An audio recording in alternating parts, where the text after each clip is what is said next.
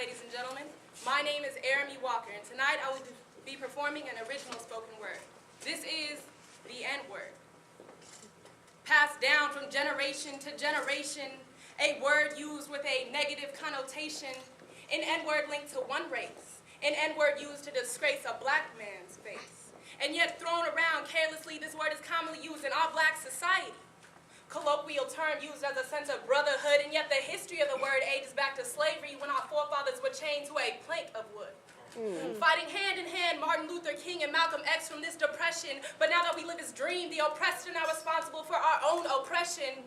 Oppression in the form of weighing each other down in the hood, the slums, the ghetto, more concerned with our hair and stilettos, a race to the bottom and we're coming in first. The fountain of knowledge is so near, yet we lack a thirst. We're all guilty of it. The word is common tongue, the same tongue used to sing the slave song sung in our history, but now it's the present, and you only live once, so you better start living.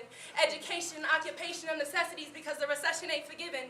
Taken from our country to this new land, however, together we do not stand. A so-called melting pot, but the substances are vinegar and oil. However, once we arrived, our opportunity we didn't spoil. From slavery and chains, we rose up from the south. We now roar as a lion when we used to be a mouse. We have taken control of the once racist government that held us back. Funny how at one point we weren't people and now America's president is black. We should not associate ourselves with niggas that pull triggers and drug dealers that sell weed to get that Skrilla. Sometimes it's hard to change, but the movement has begun. It's been our time since the rays of freedom first left the sun. And I know we say niggas because it's only a joke, but niggas are the reason broken homes remain broke. So maybe next time when someone thinks of black people, they won't think ghetto or poor. They will know we have substance. They will know we have more. I'm not saying change who you are, I'm saying change for the better. Why follow the crowd when you can be a trendsetter? I have a dream that we will love one another, respect each other as a sister and a brother, and together we will reach the pinnacle of success, leave our past behind until we take our last breath. Don't look for change unless you're willing to change yourself. Wealth is acquired in your brain and not what's on your shelf. We have calmed our storm and fought our fight, however now turmoil within our own community is all that is in sight. Our adversity I describe with diversity because our problems come in a plethora of states. We must focus on our achievements and learn from our mistakes. Rise up and unite. Wave at your haters and smile at the racists oh so polite. We must improve as individuals to improve our race. Put your reading glasses on so our dream we can chase and achieve Martin Luther's dream. Dream turned into reality. We are who we are and not how we seem. The perplexity of my complexion is more than skin deep. Together we will rise and our benefits we shall reap. We will function on more than just a mechanical level, reach the zenith of success and refuse to settle.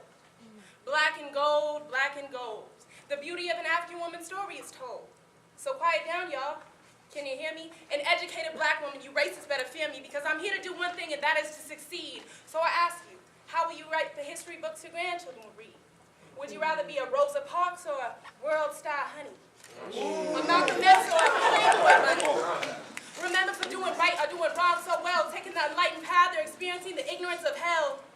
Man, as long as the term nigga stays around, the racial and historical use will always weigh us down. So, instead of homie, nigga, or nigger, call him an educated man. Call him a sir and call her a man. And together, we will stand. And if you feel what I'm saying, put your fist up for the hell of it because the term nigga is no longer relevant.